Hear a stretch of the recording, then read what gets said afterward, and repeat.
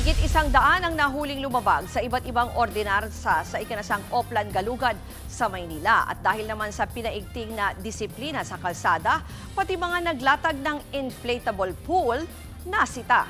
May Express report si Nina Ongpauco. Halos mapuno na ng mga tao ang covered court na ito sa Santa Ana, Maynila. Dito dinala ang higit 100 na nahuling lumalabag sa iba't ibang ordinansa sa ikinasang Oplan Galugad.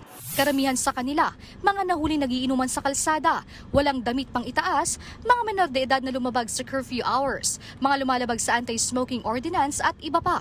May isa rin na nahuli dahil sa nakabinbing warrant of arrest, habang may 3 violators na may dati ng record sa mga pulis.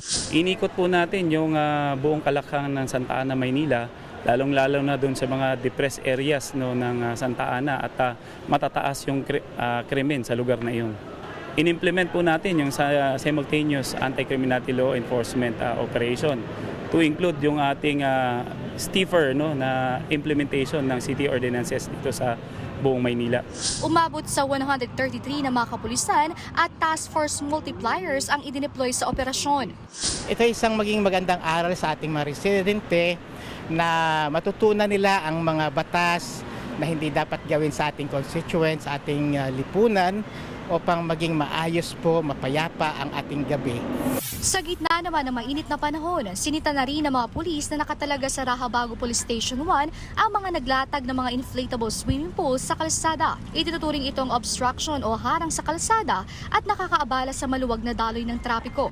Sa pag-iikot nila kahapon, may isa silang nadatnan at kinumpiskang inflatable pool. Nagbabalita mula sa Frontline, Nina Ongpauco, News 5. Mga kapatid, Ruth Cabalco, para sa mabilis na pasada ng mga balitang dapat niyong malaman, mag-follow at mag-subscribe sa social media pages ng News 5.